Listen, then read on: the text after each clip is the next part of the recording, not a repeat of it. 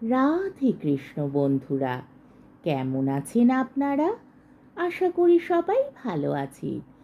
আজকে আবার একটা নতুন ভিডিও নিয়ে হাজির হয়ে গেছি। ভিডিওটি শেষ অবধি দেখার অনুরোধ রইল। আজকের গল্প বঙ্কিমচন্দ্র চট্টোপাধ্যায়ের বিখ্যাত উপন্যাস দেবী চৌধুরানী। আজকে গল্পের ২০ পর্ব। পূর্বে বলিয়াছি, বজরার কাছে তেঁতুল গাছের ছায়ায় আর একখানি নৌকা অন্ধকারে লুকাইয়াছিল। সেখানি ছিপ, ৬০ হাত লম্বা, ৩ হাতের বেশি চওড়া নয়।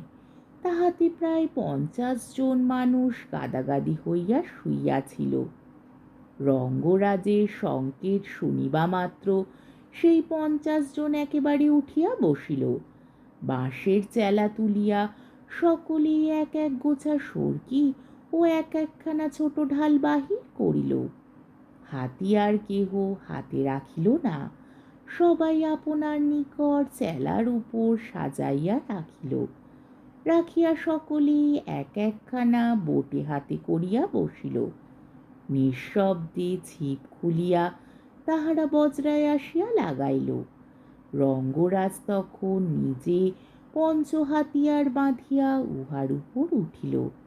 সেই সময় যুবতী তাহাকে ডাকিয়া বলিল, রঙ্গরাজ, আগে যাহা বলিয়া দিয়াছি মনে থাকে যেন। মনেই আছে বলিয়া রঙ্গরাজ ছিপে উঠিল। ছিপ নিঃশব্দে তীরে তীরে উজাইয়া চলিল। এদিকে যে বজরা রঙ্গরাজ দূরবীনে দেখিয়াছিল, তাহা নদী বাহিয়া খরস্রোতী তীব্র বেগে আসিতেছিল। ছিপকে বড় বেশি উজাইতে হইল না। বজরা নিকট হইলে ছিপ তীর ছাড়িয়া বজরার দিকে ধাবমান হইল। ৫০ খানা বোটে, কিন্তু শব্দ নাই। এখন সেই বজরার ছাদের উপর ৮ জন হিন্দুস্থানি রক্ষক ছিল। এত লোক সঙ্গে না করিয়া তখনকার দিনে কেহ রাত্রিকালে নৌকা খুলিতে সাহস করিত না। ৮ জনের মধ্যে ২ জন হাতিয়ারবদ্ধ হইয়া মাথায় লাল পাগড়ি বাঁধিয়া ছাদের উপর বসিয়া ছিল। আর ৬ জন মধুর দক্ষিণ বাতাসে চাঁদের আলোতে কালদাড়ি ছড়াইয়া সুনিদ্রায় অভিভূত ছিল। যাহারা পাহারায় ছিল, তাহাদের মধ্যে একজন দেখিল ছিপ বজরার দিকে আসিতেছে। সে দস্তুর মতো হাঁকিল, ছিপ তফাত। রঙ্গরাজ উত্তর করিল, তোর দরকার হয় তুই তফাত যা। প্রহরী দেখিল বেগোজ। ভয় দেখাইবার জন্য বন্দুকে একটা ফাঁকা আওয়াজ করিল। রঙ্গরাজ বুঝিল ফাঁকা আওয়াজ। হাসিয়া বলিল, কি পারে ঠাকুর, একটা ছড়রাও নাই, ধার দিব?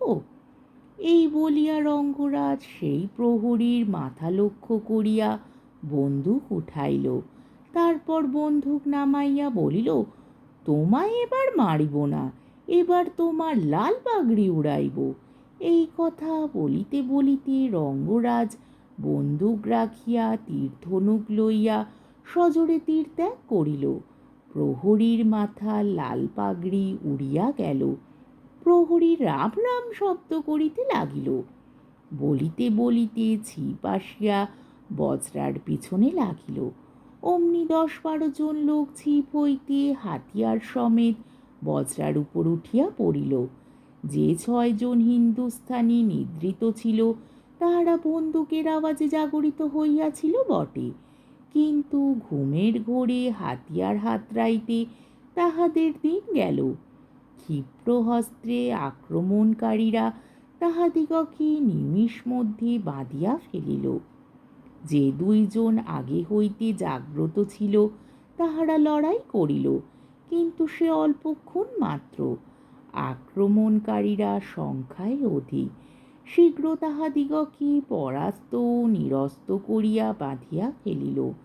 তখন ছিপের লোক বজরার ভিতর প্রবেশ করিতে উদ্ধত হইল। বজরার দ্বার বন্ধ। ভিতরে ব্রজেশ্বর।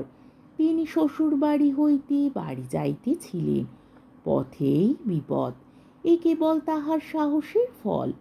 অন্য কেহ সাহস করিয়া রাত্রে বজরা খুলিত না।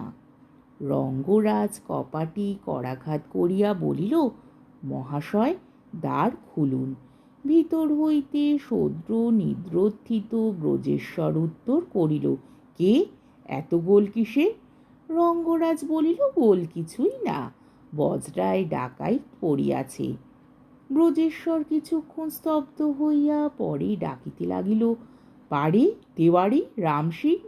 রামসিং ছাদের উপর হইতে বলিল, ধর্মাবতার, শালা লোক সব কৈকো বাঁধকে রাখা। ব্রজেশ্বর ঈষৎ হাসিয়া বলিল, শুনিয়া বড় দুঃখিত হইলাম। তোমাদের মতো বীর পুরুষদের ডাল রুটি খাইতে না দিয়া বাঁধিয়া ফেলিয়াছে। ডাকাইতের এত বড় ভ্রম! ভাবনা করিও না, কাল ডাল রুটির বরাদ্দ বাড়াইয়া দিব। শুনিয়া রঙ্গরাজ ঈষৎ হাসিল, বলিল, আমারও সেই মত। এখন দ্বার খুলিবেন বোধ হয়। ব্রজেশ্বর জিজ্ঞাসা করিল, তুমি কে? রঙ্গরাজ বলিল, আমি একজন ডাকাইত মাত্র, দ্বার খোলেন এই ভিক্ষা। কেন দ্বার খুলিব? রঙ্গরাজ বলিল, আপনার সর্বস্ব লুটপাট করিব। ব্রজেশ্বর বলিল, কেন, আমাকে কি হিন্দুস্তানি ভেরিওয়ালা পাইলে? আমার হাতে দোনলা বন্দুক আছে তৈয়ার। যে প্রথম কামরায় প্রবেশ করিবে নিশ্চয়ই তাহার প্রাণ লইব। রঙ্গরাজ বলিল, একজন প্রবেশ করিব না, কয়জনকে মারিবেন? আপনিও ব্রাহ্মণ, আমিও ব্রাহ্মণ, একতর ব্রহ্মহত্যা হইবে। মিছিমিছি ব্রহ্মহত্যায় কাজ কি? ব্রজেশ্বর বলিল, সে পাপটা না হয় আমি স্বীকার করিব। এই কথা ফুরাইতে না ফুরাইতে মর্মর শব্দ হইল। বজরার পাশের দিকের একখানা কপাট ভাঙিয়া একজন ডাকাইত কামরার ভিতর প্রবেশ করিল দেখিয়া ব্রজেশ্বর হাতের বন্দুক ফিরাইয়া তাহার মাথায় মারিল। দস্যু মূর্ছিত হইয়া পড়িল। এই সময় রঙ্গরাজ বাহিরের কপাটে জোরে দুইবার পদাঘাত করিল। কপাট ভাঙিয়া গেল। রঙ্গরাজ কামরার ভিতর প্রবেশ করিল। ব্রজেশ্বর আবার বন্দুক ফিরাইয়া ধরিয়া রঙ্গরাজকে লক্ষ্য করিতেছিলেন। এমন সময় রঙ্গরাজ তাহার হাত হইতে বন্দুক কাড়িয়া লইল। দুইজনেই তুলাবলশালী, তবে রঙ্গরাজ অধিকতর ক্ষিপ্র হস্ত। ব্রজেশ্বর ভালো করিয়া ধরিতে না ধরিতে রঙ্গরাজ বন্দুক কাড়িয়া লইল। ব্রজেশ্বর তখন দৃঢ়তর মুষ্টিবদ্ধ করিয়া সমুদয় বলের সহিত রঙ্গরাজের মাথায় এক ঘুষি তুলিল। রঙ্গরাজ ঘুষিটা হাতে ধরিয়া ফেলিল। বজরার একদিকে অনেক অস্ত্র ঝুলানো ছিল। এই সময় বজ্রেশ্বর ক্ষিপ্র হস্তে তাহার মধ্যে হইতে একখানা তীক্ষ্ণধার তরবারি লইয়া আসিয়া বলিল, দেখো ঠাকুর, ব্রহ্মহত্যায় আমার ভয় নাই। এই বলিয়া রঙ্গরাজকে কাটিতে ব্রজেশ্বর তরবারি উঠাইল। সেই সময় আর 4-5 জন দস্যু মুক্তদ্বারে কামরার ভিতর প্রবেশ করিয়া তাহার উপর পড়িল। উত্থিত তরবারি হাত হইতে কাড়িয়া লইল। দুইজনে দুই হাত চাপিয়া ধরিল। একজন দড়ি লইয়া ব্রজেশ্বরকে বলিল, বাঁধিতে হইবে কি? তখন ব্রজেশ্বর বলিল, বাঁধিও না, আমি পরাজয় স্বীকার করিলাম। কি চাও বলো, আমি দিতেছি। রঙ্গরাজ বলিল, আপনার যাহা কিছু আছে সব লইয়া যাইব, কিছু ছাড়িয়া দিতে পারিতাম, কিন্তু যে কিল তুলিয়াছিলেন আমার মাথায় লাগিলে মাথা ভাঙিয়া যাইত, 1 পয়সাও ছাড়িব না। ব্রজেশ্বর বলিল, যাহা বজরায় আছে সব লইয়া যাও, এখন আর আমার আপত্তি করিব না।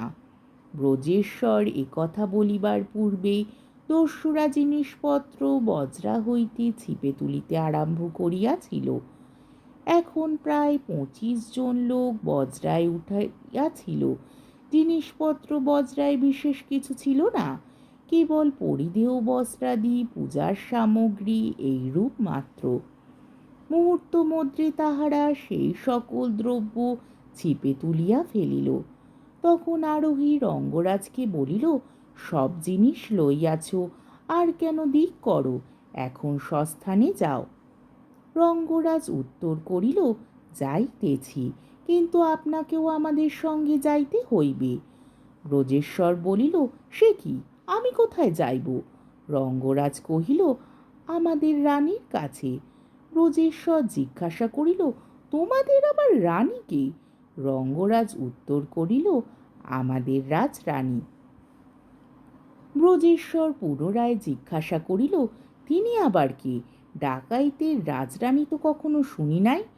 রঙ্গরাজ কহিল, দেবী রানীর নাম কখনো শোনেন নাই? ব্রজ বলিল, ও হো, তোমরা দেবী চৌধুরানীর দল।